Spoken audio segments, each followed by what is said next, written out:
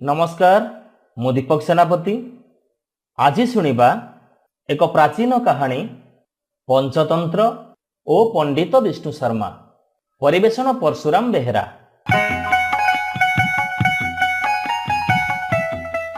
प्राचीन भारत रे जने राजा राजुति करुथिले।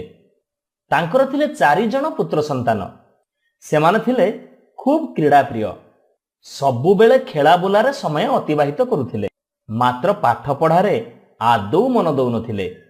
आउ एहा ही थिला राजांकर चिंतार कारण।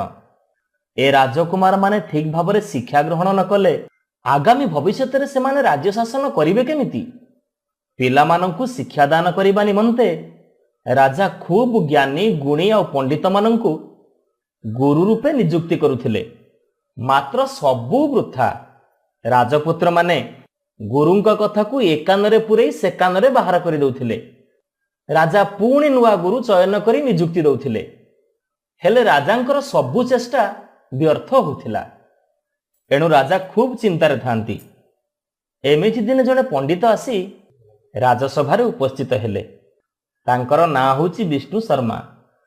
से राजा को संबोधन करी कहिले, हे राजन, राजकुमार मानंकु मु शिक्षा दान करबाकू चाहूची। मोर पूर्ण विश्वास अछि पिला मानंकु 6 मास मध्यरे पिला मानंकु मु 6 मास भितरे शिक्षित ज्ञानी आउ बुद्धिमान करी गढ़ी परिबी। पंडित विष्णु शर्मांकर एमिति दंभोक्ति सुनी राजा चमत्कृत हेले। से आनंदित होई पचारिले, तमे सत कहूच?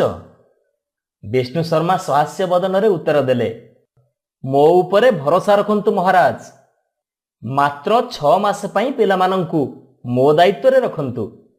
जदि मु मो कथा अनुसार कार्य करी न पारे तेबे विष्णु शर्मार नाम आ पृथ्वी रे रहिबनी। ए कथा सुनी राजा आनंद रे तांकर पिला मानंकु डकेई आनी कहिले, ए होउचंती तुम मानंकर नूतन शिक्षा गुरु। तमे माने तांको सहित मात्र 6 मास रही शिक्षा ग्रहण कर। एहा परे पंडित विष्णु शर्मा राजपुत्र मानंकु सांगरे धरी निज आश्रम को फेरी गले। बनस्थ मध्यरे एक नदी तटस्थ आश्रमर सौंदर्य पिला मानंकु खूब भल लागिला। पंडित विष्णु शर्मा आश्रम सम्मुखस्थ एक वृक्ष मूल रे आसन पकाई पिला मानंकु शिक्षा दान करिबा पई बसिले। पिला माने भाबुथांती तांकर नुआ गुरु एबे निश्चय तांको व्याकरण गणित आदि जटिल विषय सबु पढ़े विरक्त करिवे। किंतु ना, सेमिति हेलानी।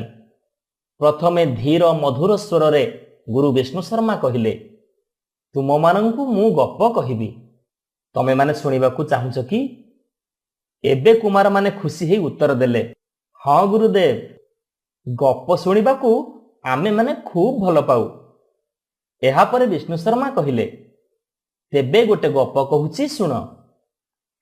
दक्षिण भारतर महिला रूप्य नगर रे रहुथिले जने सौदागर। से दूर दूरांतर बुली व्यवसाय वाणिज्य करुथिले। थरे से तांकर बलद चालित शगड़ गाड़ी गुड़िकरे पण्य द्रव्य मान बोझेई करी दूर राज्य को यात्रा करुथांती। से माने जाऊ जाऊ गोटे जंगल पड़िला। से जंगल पथरे हठात गोटे बलदर गोड़ खाल भितरे पड़ीगला। आउ बलदर गोड़टी भांगीगला। ए कथा देखी बणिक जनक से बलद को शगड़ू फिटेई देई तार चिकित्सा करैले। हेले तांकर समस्त चेष्टा विफल हैला। एणु से बलदटी को सेही ठारे छाड़ी देई निज गंतव्य पथरे चलीगले। जंगल भितरे पड़ी रही से बलदटीर गोड़ क्रमे भल हबाकू लागिला। जंगलर निर्मल वायु, पहाड़ी नदीर निर्मल जल आउ सबुज छन छन कंचा दुबघास खाई से बलदटी क्रमे हृष्टपृष्ट आउ बलवान हो गला। दिने से बलदटी मन आनंद रे खूब जोर रे हमारड़ी पकेला। एतिकी बेले से जंगलर राजा महाबल सिंह किछि दूर रे से नदी को पानी पीबा को आसुथिले।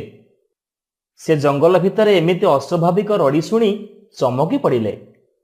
कौनसी एक खूब बलशाली नुआ धरणर पशु एई जंगल भितर को आसीची भाबी से खूब भयभीत हो पड़िले। ସିଂହ ରାଜା ଭାବିନେଲା ଯେ ସେଇଟି ନିଶ୍ଚୟ ତାଠାରୁ ବଳବାନ। ଏଣୁ ସିଂହ ଆଉ ପାଣି ନ ପିଇ ତରବର ହେଇ ନିଜ ଅନୁଚରମାନଙ୍କ ସହିତ ନିଜ ଗୁମ୍ଫାକୁ ଫେରିଗଲା। ଅଳ୍ପ ଦୂରରେ ଦମନକ ଆଉ କରଟକ ନାମକ ଦୁଇଟି ବିଲୁଆ ସେମାନଙ୍କ ରାଜାଙ୍କର ଏଇ ଭୀତତ୍ରସ୍ତ ଅବସ୍ଥାକୁ ଲକ୍ଷ୍ୟ କରୁଥିଲେ। ଦମନକ ବିଲୁଆ କହିଲା, ଆରେ ଆମ ରାଜା ଏମିତି ଭୟଭୀତ ହେଇ ପାଣି ନ ପିଇ ଫେରିଗଲେ କାହିଁକି? କରଟକ ବିଲୁଆ କହିଲା, ଆରେ ଏଇ ଚୁପ୍ ରହ। ପର କଥାରେ ନାକ ଗଳେଇ କିଳା ଉପାଡ଼ି ମାଙ୍କଡ଼ ଲାଙ୍ଗୁଡ଼ ହରେଇଲା ପରି ନିଜକୁ କାହିଁକି ବିପଦ ଆଡ଼କୁ ଟାଣିବା କହିଲୁ? ଏବେ ଦମନକ କହିଲା, ଆଚ୍ଛା ସେ କିଳା ଉପଡ଼ା ମାଙ୍କଡ଼ କଥା କ'ଣ ଟିଏ କହିଲୁ? କାହିଁ ସେ କଥା ତ ମୁଁ ଶୁଣିନି।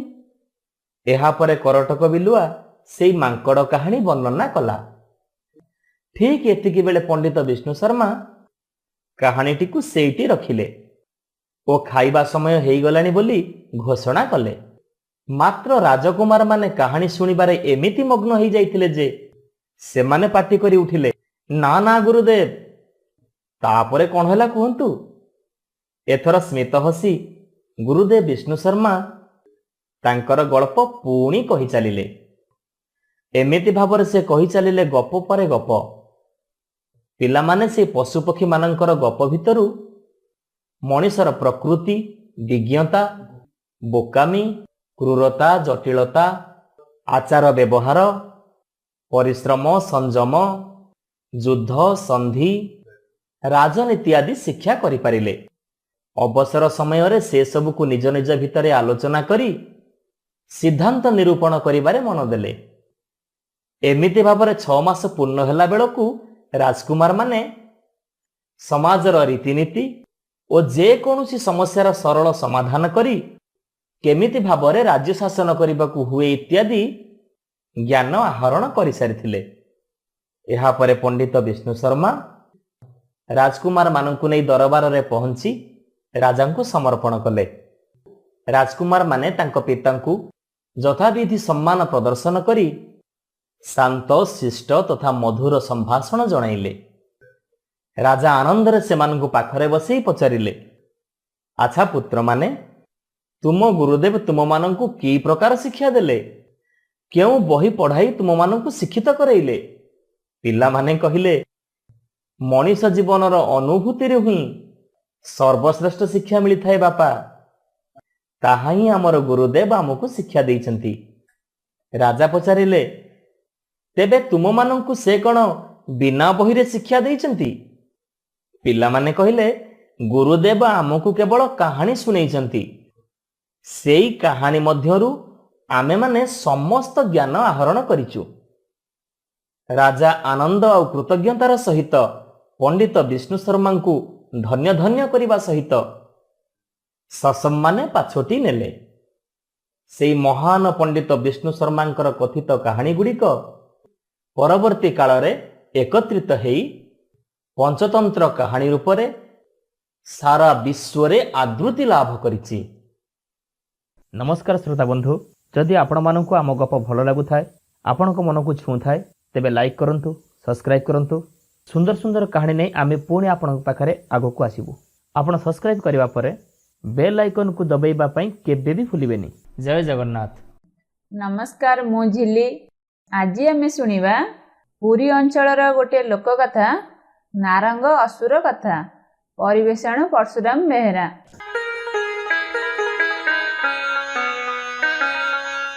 ଗୋଟିଏ ଡାମରା କୁଆ ନିଇତି ଚାଳରେ ବସି ନାରଙ୍ଗ ଖାଏ। ଏ କଥା ଦେଖି ଗୋଟିଏ ବ୍ରାହ୍ମଣୀର ନାରଙ୍ଗ ଖାଇବାକୁ ଭାରି ମନ ହେଲା। ଏଣେ ତ ତାର ପିଲାଛୁଆ ହବାର ଥାଏ। ସେ ଆଉ ଲୋଭ ସମ୍ଭାଳି ପାଇଲା ନାହିଁ। କୁଆକୁ କହିଲା, ମତେ ଖଣ୍ଡେ ନାରଙ୍ଗ ଦିଅନ୍ତୁ ନାହିଁ ରେ କୁଆ, ମୁଁ ଖାଆନ୍ତି। ଏ କଥା ଶୁଣି କୁଆଟି ନାରଙ୍ଗଟିକୁ ଥଣ୍ଟରେ ଧରି ଉଡ଼ି ପଳାଇଗଲା। ନିଜେ ତ ପାରିବ ନାହିଁ। ବ୍ରାହ୍ମଣ ଆସିବାରୁ ତାକୁ କହିଲା, ଗୋଟିଏ କୁଆ ଆସି ନିଇତି ନାରଙ୍ଗ ଖାଉଛି, ମତେ ବି ଆଣିକି ଦିଅ, ମୁଁ ଖାଇବି। ବ୍ରାହ୍ମଣ କହିଲା, ହୋଇଲୋ, ଏ ଅଦିନରେ ନାରଙ୍ଗ କୋଉଠୁ ଆସିବ? କୁଆ ଆଉ କ'ଣ ଖାଉଥିବ? ବ୍ରାହ୍ମଣୀ କହିଲା, ମୁଁ କ'ଣ ନାରଙ୍ଗ ଚିହ୍ନି ନାହିଁ? ରୁହ କାଲି ଦେଖେଇଦେବି। ତହିଁ ଆର ଦିନ ବ୍ରାହ୍ମଣ ଜଗି କରି ବସିଲା। ସବୁଦିନ ପରି କୁଆ ନାରଙ୍ଗଟି ଥଣ୍ଟରେ ଧରି ଆସି ପିଢ଼ାରେ ବସିଲା। ବ୍ରାହ୍ମଣ କହିଲା, ହଇରେ କୁଆ, ତୁ ଏ ଅପୂର୍ବ ଫଳ କାହୁଁ ପାଇଲୁ? ବ୍ରାହ୍ମଣୀ ନାରଙ୍ଗ ଖାଇବାକୁ ମନେ କରିଛି, ତାକୁ ଗୋଟେ ଦେ। କୁଆ କହିଲା, କାଇଁ ତମେ ଯାଉନା ନେଇ ଆସିବ? ସେଇ ନଈ ଆର ପାରିରେ ଯୋଉ ବଣ ଦିଶୁଛି, ସେଇ ବଣରେ ଗୋଟିଏ ବୁଢ଼ାର ଘର। ସେଇ ବୁଢ଼ା ବାରିରେ ଗୋଟିଏ ନାରଙ୍ଗ ଗଛ। ସେଇ ଗଛରେ ଗଛେ ଫଳ ନଦୀ ହେଇଛି। ଏତକ ଶୁଣି ବ୍ରାହ୍ମଣ ଗାମୁଛା ଖଣ୍ଡେ କାନ୍ଧରେ ପକେଇ ଠେଙ୍ଗା ଖଣ୍ଡେ ହାତରେ ଧରି ନଈ ଆଡ଼କୁ ମୁହାଁଇଲା। ନଈ ପାରି ହେଇ ବଣରେ ପଶିଲା। କେତେ ଅସାଧ୍ୟ ପଥ ପାରି ହେଲାରୁ ସେ ବୁଢ଼ାର ଘର ପଡ଼ିଲା। ସତକୁ ସତ ବୁଢ଼ା ଦୁଆରେ ଗୋଟିଏ ମସ୍ତ ବଡ଼ ନାରଙ୍ଗ ଗଛ ଅଛି। ଗଛ ସାରା ନାରଙ୍ଗ ନଦୀ ହୋଇଛି। ବ୍ରାହ୍ମଣ ଭାରି ଖୁସିଟିଏ ହେଇ ବୁଢ଼ାକୁ କହିଲା, ମୁଁ ବହୁତ ଦୂରରୁ ଆସିଛି, ମତେ ଗୋଟେ ନାରଙ୍ଗ ଦିଅ, ମୋ ଭାରିଜା ଖାଇବ। ସେ ଭାରି ଆଶା କରି ମତେ ପଠେଇଛି। ସେଇ ବୁଢ଼ାଟି ଥିଲା ଗୋଟିଏ ଅସୁର। ସେ ଏଇ ସୁଯୋଗ ଦେଖି ବ୍ରାହ୍ମଣଙ୍କୁ କହିଲା, ନାରଙ୍ଗଟିଏ ନିଅ ଯେ, ହେଲେ ଗୋଟିଏ କଥା ରଖିବୁ। ବ୍ରାହ୍ମଣ ପଚାରିଲା, କି କଥା? ଅସୁର ବୁଢ଼ା କହିଲା, ମୋ ନାଁ ନାରଙ୍ଗ ଅସୁର। 12 ମାସି ମୋ ବାଡ଼ିରେ ନାରଙ୍ଗ ଫଳେ। ହେଲେ ଇଏ ବାଡ଼ି ନାରଙ୍ଗ ଯିଏ ଖାଇବ, ତାର ପୁଅଟିଏ ହେଲେ ତାର, ହେଲେ ଝିଅ ହେଲେ ମୋର। ତମେ ନାରଙ୍ଗ ନେଇ ଯାଅ। ତମ ସ୍ତ୍ରୀର ଇଏ ଗର୍ଭରେ ଯଦି ପୁଅଟିଏ ହୁଏ, ତେବେ ତମେ ରଖିବ। ଝିଅଟିଏ ହେଲେ ମତେ ବିବାହ ଦବ। ଏ କଥା ତୀବ୍ର ସତ୍ୟ, ନହେଲେ ତମ ବଂଶକୁ ଖାଇ ପଦା କରିଦେବି। ବ୍ରାହ୍ମଣ ବୁଢ଼ାର କଥାରେ ରାଜି ହୋଇ ନାରଙ୍ଗ ଘେନି ଘରକୁ ଆସିଲା। ହେଲେ ତା ମନରେ ସୁଖ ନାହିଁ। ମନ କଥା ବ୍ରାହ୍ମଣୀକି କହିଲା। ବ୍ରାହ୍ମଣୀ ନାରଙ୍ଗ ଖାଇଲା, ତାର ଆଶା ମେଣ୍ଟିଲା। ଯୋଗକୁ ଦେଖ ଯେ ସେ ଗର୍ଭରେ ତାର ଝିଅଟି ହେଲା। ଦିବ୍ୟ ସୁନ୍ଦରୀ ଝିଅ, 3 ପୁର ତା ରୂପରେ ଆଲୁଅ। ହେଲେ କ'ଣ ହେବ? ସିଏ ଝିଅ ତାଙ୍କର ନୁହଁ, ଅସୁରର। ଚାହୁଁ ଚାହୁଁ ଝିଅ ବଢ଼ିଲା, ବାହା ବୟସ ହେଲା। ବ୍ରାହ୍ମଣ ତାକୁ ବିବାହ ଦେବାକୁ ପାତ୍ର ଖୋଜୁଥାଏ। ଏଣେ ଡରରେ ଅସୁର ପାଖକୁ ଯାଇପାରୁନଥାଏ। ଦିନେ ଅସୁର ଆସି ବ୍ରାହ୍ମଣର କବାଟ ବାଡ଼େଇଲା। ବ୍ରାହ୍ମଣ ଦୁଆର ଖୋଲି ଦେଖେ ତ ଅସୁର ଆସି ଠିଆ। ଅସୁର କହିଲା, କିରେ, ସତ୍ୟ କରି ନାରଙ୍ଗ ଆଣିଲୁ, ସେ କଥା ଭୁଲିଗଲୁ ନା କ'ଣ? କାଲି ସକାଳୁ ଯଦି ତୋ ଝିଅକୁ ମୋ ପାଖରେ ହାଜର ନ କରୁ, ତୋ ବଂଶ ଯାକ ଖାଇଦେବି। ହେଇଟି ଚାହାଁ, କାଲି ମୁଁ ଗାଁ ମୁଣ୍ଡ ପୋଖରୀରେ ଲୁଚି ବସିଥିବି, ତୋ ଝିଅକୁ ନେଇ ସେଇଠିକି ଆସିବୁ। ବ୍ରାହ୍ମଣ ପାଟିରୁ କଥା ବାହାରିଲା ନାହିଁ। ସେଉଠୁ ଅସୁର ଉଭାନ ହୋଇଗଲା।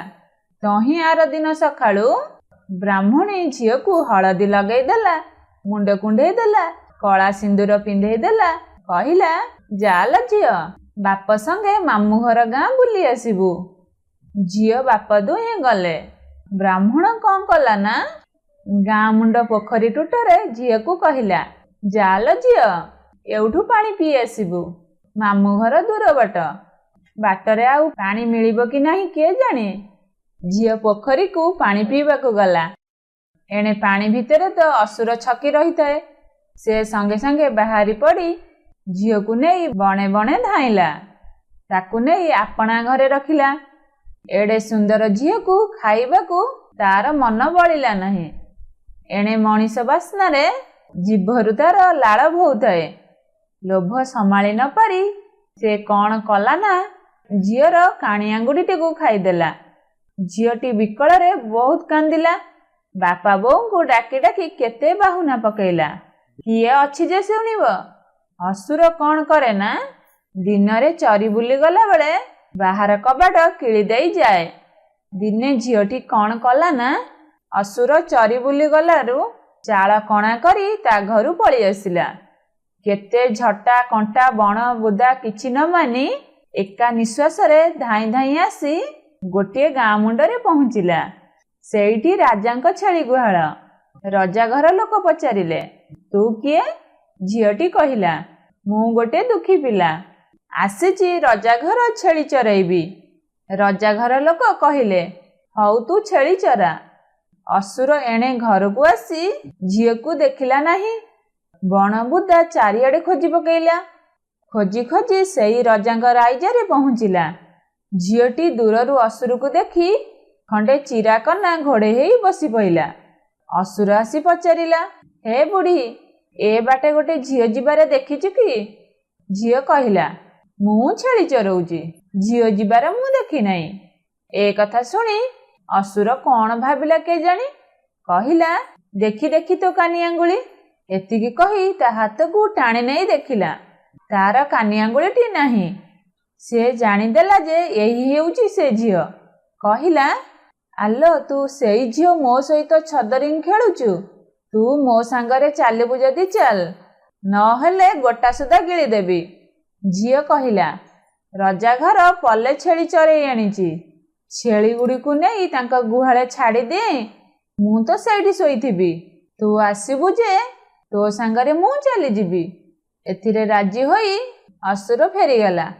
ଅସୁର ଚାଲିଗଲାରୁ ଝିଅଟି ଛେଳି ଅଡ଼େଇ ଅଡ଼େଇ ରଜାଘର ଗୁହାଳକୁ ଆସିଲା। ତା ଆଖିରୁ ଧାର ଧାର ହୋଇ ଲୁହ ବୋହି ଯାଉଥାଏ। ତାର ଘର କଥା ବି ମନେ ପଡ଼ି ଯାଉଥାଏ। ବାପ ମା ଗେଲ ବସରରେ ବଢ଼େଇ କୁଢ଼େଇ ଶେଷରେ ଆଣି ଅସୁର ମୁହଁରେ ଛାଡ଼ିଦେଲେ। ଏତେ କଥା ଯଦି ଜାଣିଥିଲେ ଏନ୍ତୁଳିଶାଳରେ ତଣ୍ଟି ଚିପି ଦେଲେ ନାହିଁ କାହିଁକି? ଝିଅଟି ବିକଳ ହେଇ କାନ୍ଦି କାନ୍ଦି ଯାଉଥାଏ।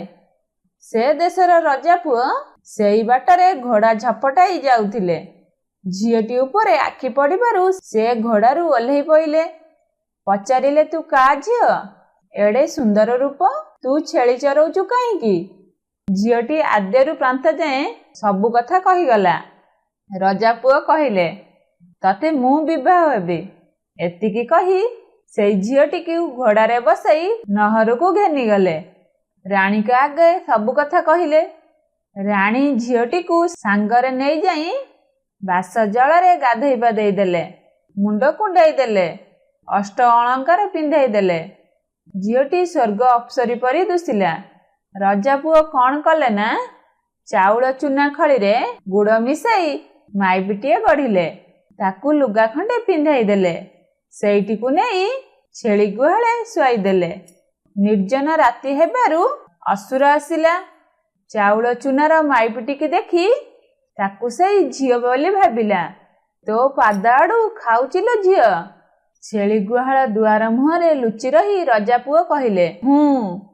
ଅସୁର ଆନନ୍ଦରେ ସେଇ ଗୋଡ଼ ଆଡ଼ୁ ଖାଇଲା। ଚାଉଳ ଚୁନା ଝିଅଟି ଭାରି ସୁଆଦ ଲାଗୁଥାଏ। ଖୁସି ହେଇ ପୁଣି କହିଲା, ତୋ ଗୋଡ଼ ଦିଟାକୁ ଖାଉଚିଲୋ। ଏ କଥା କହିଲା ବେଳକୁ ରଜା ପୁଅ ବି ହୁଁ ମାରିଦେଲା। ଏମିତି ଆସ୍ତେ ଆସ୍ତେ ଅସୁର ସେଇ ଚାଉଳ ଚୁନା ଖଳିର ଝିଅଟିକି ଖାଇଦେଇ ଯେତେବେଳେ ଯିବାକୁ ବାହାରିଲା, ରଜା ପୁଅ କ'ଣ କଲା ନା, ତା 12 ହାତ ଖଣ୍ଡାରେ ଅସୁର ବେକରେ ଚୋଟେ ପକେଇଲା। ଅସୁର ସେଇଠି ମରି ଶୋଇଲା। ରଜା ପୁଅ ବ୍ରାହ୍ମଣ ଝିଅକୁ ବାହା ହୋଇ ସୁଖରେ ଘର ସଂସାର କରି ରହିଲା। ନମସ୍କାର ଶ୍ରୋତା ବନ୍ଧୁ, ଯଦି ଆପଣମାନଙ୍କୁ ଆମ ଗପ ଭଲ ଲାଗୁଥାଏ, ଆପଣଙ୍କ ମନକୁ ଛୁଉଁଥାଏ, ତେବେ ଲାଇକ୍ କରନ୍ତୁ, ସବସ୍କ୍ରାଇବ୍ କରନ୍ତୁ। ସୁନ୍ଦର ସୁନ୍ଦର କାହାଣୀ ନେଇ ଆମେ ପୁଣି ଆପଣଙ୍କ ପାଖରେ ଆଗକୁ ଆସିବୁ। ଆପଣ ସବସ୍କ୍ରାଇବ୍ କରିବା ପରେ ବେଲ୍ ଆଇକନକୁ ଦବାଇବା ପାଇଁ କେବେ ବି ଭୁଲିବେନି। ଜୟ ଜଗନ୍ନାଥ।